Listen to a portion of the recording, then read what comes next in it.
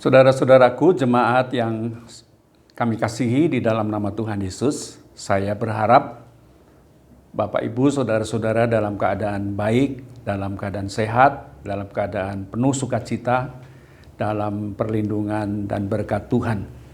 Saya ingin mengabarkan juga bahwa keadaan saya dan seluruh keluarga dalam keadaan baik dan sehat karena Tuhan memelihara kehidupan kami. Dan semuanya itu juga karena doa-doa saudara kepada keluarga kami.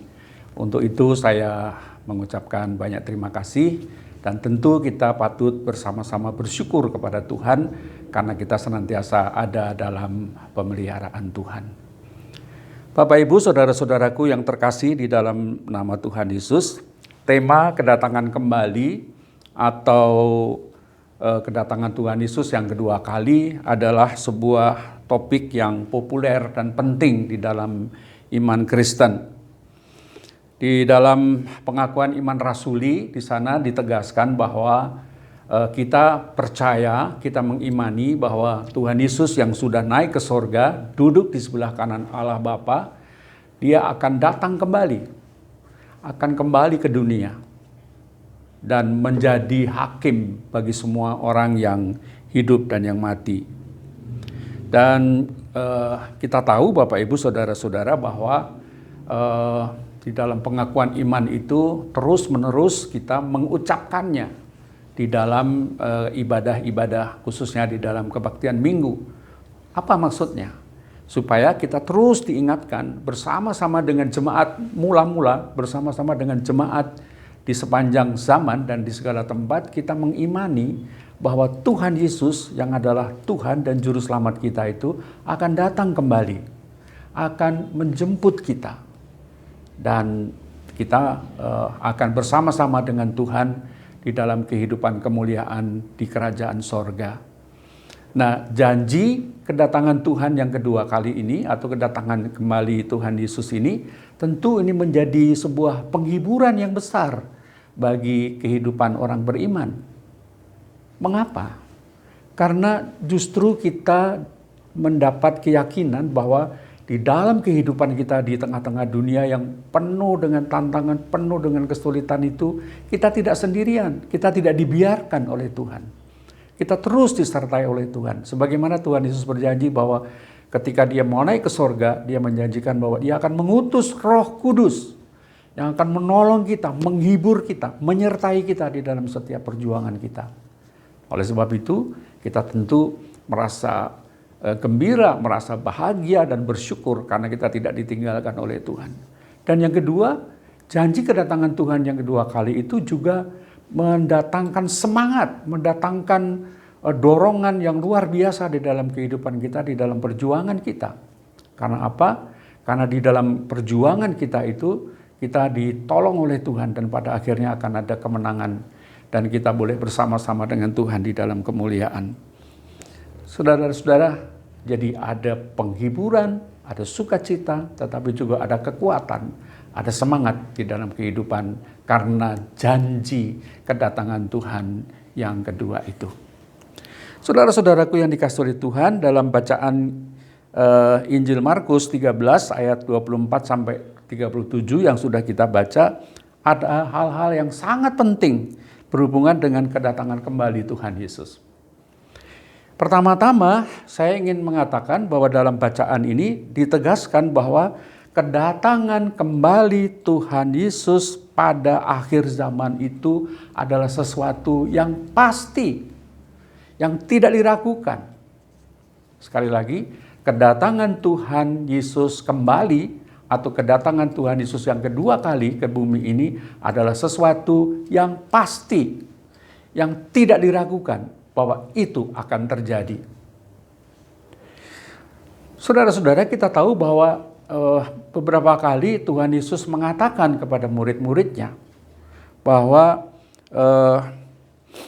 di dalam karya pelayanannya Dia akan mengalami berbagai penderitaan, penolakan, dan bahkan juga kematian.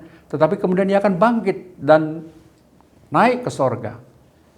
Tetapi tidak berarti bahwa sudah putus hubungan Tuhan dengan kita, tetapi Tuhan berjanji akan datang kembali, akan menyertai kita. selama-lamanya. Dan sementara ia belum datang, ia menjanjikan kedatangan Roh Kudus yang akan menolong dan membimbing kita, menyertai kita.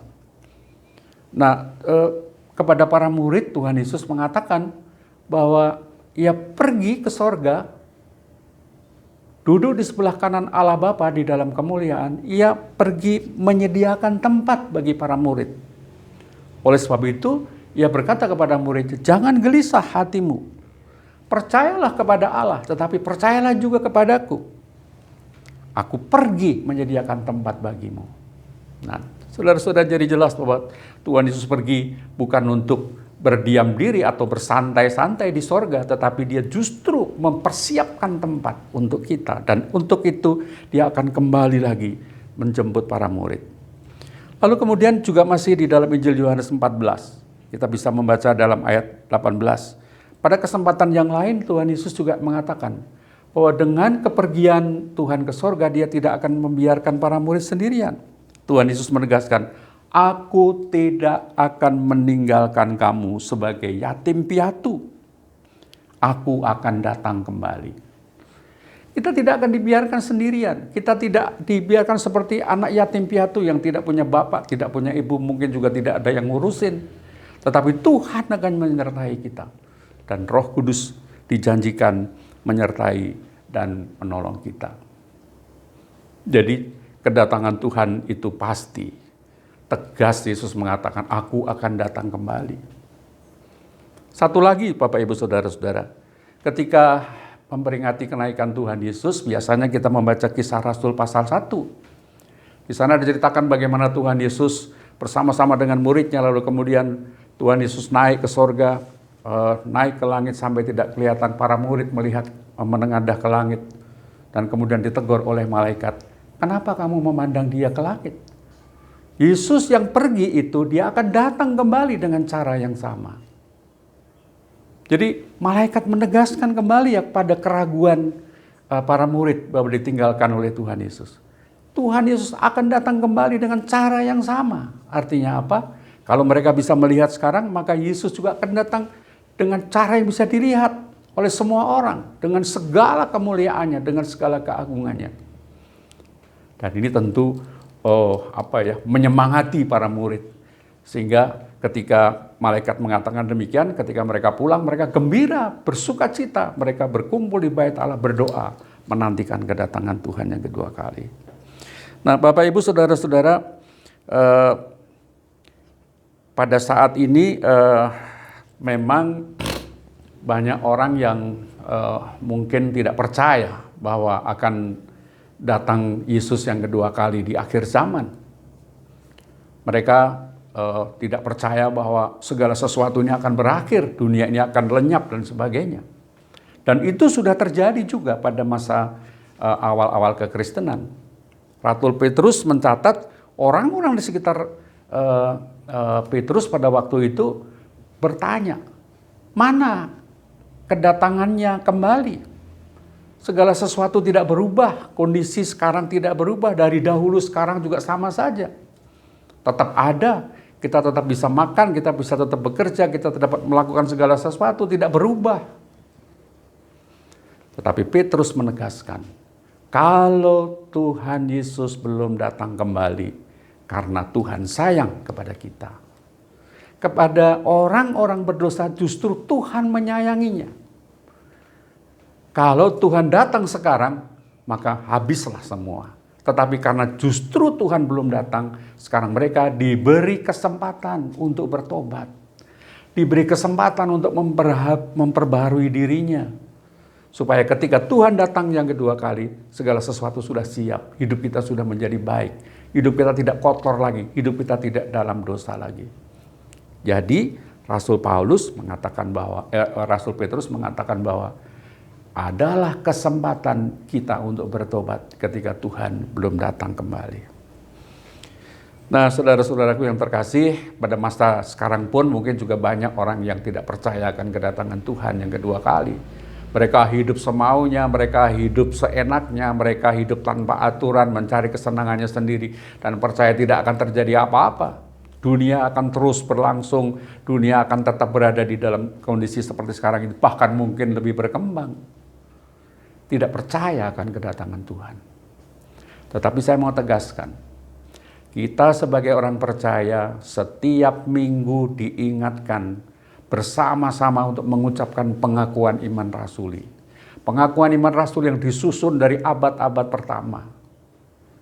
Bersama-sama dengan gereja-gereja mula-mula. Percaya bahwa Yesus yang naik ke surga itu akan kembali menjadi hakim bagi orang yang hidup dan yang mati. Kalau kita mengucapkannya setiap minggu, maksudnya supaya kita diyakinkan, supaya kita juga dikuatkan bahwa janji Tuhan itu pasti, kedatangan Tuhan itu pasti dan akan terjadi. Yang berikutnya, Bapak Ibu Saudara-saudara, dari bacaan kita melihat bahwa, atau kita membaca bahwa kedatangan Tuhan yang kedua kali itu ditandai dengan berbagai-bagai situasi dan kondisi yang menakutkan, yang mengerikan. Di dalam ayat 24 dan 25 bacaan kita tadi misalnya Tuhan Yesus mengatakan bahwa matahari akan menjadi gelap, bulan tidak bercahaya, bintang-bintang bercatuan dari langit, kuasa-kuasa langit akan goncang. Kalau saudara membaca dan merenungkan ayat ini, apa kira-kira yang saudara bayangkan? Bintang-bintang berjatuhan dari langit, kuasa-kuasa langit akan bergoncang. Matahari akan menjadi gelap. Yang saya bayangkan adalah kekacauan. Yang saya bayangkan adalah kerusakan. Hancur sehancur-hancurnya. Nah, Bapak Ibu Saudara-saudara, salah satu tanda-tandanya itu yang dikatakan oleh Tuhan Yesus Kristus. Nah, sekarang persoalannya adalah, apakah tanda-tanda itu sudah saudara lihat sekarang ini? Apakah sudah kita saksikan? Kalau mau jujur saudara-saudara, situasi dan kondisi dunia ini sudah sangat mengerikan, sangat menakutkan, sangat mengkhawatirkan. Ada pemanasan global, ada bencana alam di mana-mana. Ada peperangan, bangsa melawan bangsa, negara melawan negara. Bahkan di dalam sebuah negara ada perang saudara yang mengerikan, saling membunuh, saling bertikai, saling menghancurkan satu dengan yang lain. Ada terjadi kelaparan, ada terjadi kemiskinan di mana-mana. Saya meyakini ini adalah sebuah tanda akan kedatangan Tuhan yang segera. Cuma persoalannya adalah kapan segeranya itu? Saudara-saudara, saya tidak bisa menjawab. Sudah banyak usaha-usaha orang untuk mencoba menerka-nerka, mereka-reka, memperhitungkan kapan Yesus datang yang kedua kali. Mereka menghubungkan ayat satu dengan ayat yang lain dalam Alkitab. Mereka melihat kondisi-kondisi yang ada di dalam dunia ini. Oh, kalau begitu demikian maka Yesus akan datang pada tanggal sekian, pada bulan sekian, pada jam sekian. Dan semuanya dibuktikan tidak terjadi, belum terjadi. Bahkan juga di Indonesia pernah terjadi, ada sebuah komunitas, sebuah kelompok yang mengatakan bahwa Yesus akan datang pada jam sekian, hari sekian. Oleh sebab itu kita tidak perlu memperhatikan segala sesuatu, kita tinggalkan pekerjaan kita, tinggalkan segala sesuatu yang tidak sesuai dengan kita. Mereka meninggalkan pakaiannya, harta bendanya di rumah, berdoa di gereja, tetapi toh juga kemudian tidak terjadi kedatangan Tuhan. Karena apa? Karena Tuhan memang mengatakan bahwa kedatangan anak manusia tidak ada seorang pun tahu. Tidak bisa dikatakan. Bahkan Yesus sendiri tidak tahu, hanya Allah Bapa sendiri yang tahu. Kedatangannya seperti pencuri, tiba-tiba, mendadak, tidak ada seorang pun yang bisa menerka-nerka. Tetapi yang jelas, bahwa tanda-tanda itu sudah mulai tampak, semakin nampak.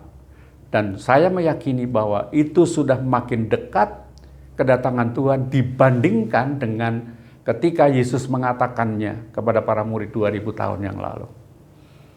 Sekali lagi waktunya Tuhan berbeda dengan waktu kita. Tetapi yang jelas bahwa kedatangan Tuhan pasti dan didahului dengan bermacam-macam tanda yang nyata yang dikemukakan oleh Tuhan Yesus. Lalu kemudian persoalan yang berikutnya adalah, nah kalau Tuhan datang dengan tiba-tiba, mendadak, entah hari ini, entah besok, entah sebulan lagi, entah tahun depan, atau kapanpun, apa yang harus kita lakukan? Apa yang harus kita benahi supaya kedatangan Tuhan yang kedua kali itu terdapat kita layak? Kita menyambut kedatangan Sang Juru Selamat kita. Dalam bacaan kita, Bapak Ibu Saudara-saudara, Tuhan Yesus berkali-kali mengatakan, berjaga-jagalah, bersiap sedialah. Digambarkan tadi Bapak Ibu Saudara-saudara seperti seorang yang bepergian meninggalkan rumahnya dan menyerahkan tanggung jawab kepada hamba-hambanya masing-masing dengan tugasnya. Dan memerintahkan penjaga pintu supaya ketika Tuhan itu datang, mereka tidak kedapatan tidur. Tuhan Yesus pergi meninggalkan kita dan kita ditugaskan untuk menjalankan tugas panggilan yang ditugaskan oleh Tuhan Yesus kepada kita. Di Matius 28 kita ingat Tuhan Yesus memerintahkan kita sebagai orang percaya, pergilah, jadikanlah semua bangsa muridku dan ajarlah mereka. Kita diperintahkan untuk memberitakan kabar baik, Injil Kerajaan, pengampunan Tuhan kepada semua orang. Supaya banyak orang percaya kepada Yesus. Dan itulah tugas panggilan kita. Nah, apakah kita sudah mengerjakan panggilan itu? Apakah kita sudah berjaga-jaga ketika Tuhan itu datang meminta pertanggungjawaban kita? Kita sudah siap, Tuhan, aku sudah melakukan pekerjaanku.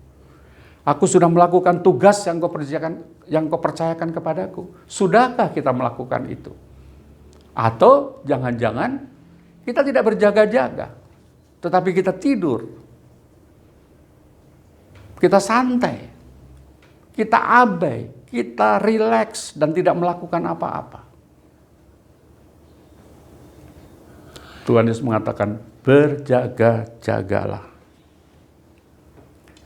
Bapak Ibu Saudara-saudaraku yang terkasih, di dalam bacaan di tempat yang lain, di dalam Injil Tuhan Yesus Kristus, Tuhan Yesus mengatakan supaya kita ini berjaga-jaga dan tetap berdoa dan tetap melakukan pekerjaan kita supaya kita bisa tahan menghadapi kedatangan Tuhan yang kedua kali itu. Dan saya ingin membacakan apa yang dilakukan, yang harus dilakukan sebagaimana dikehendaki oleh Tuhan Yesus Kristus.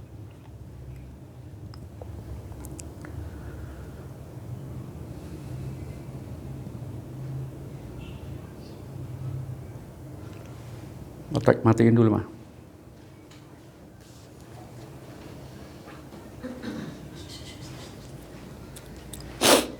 Aduh.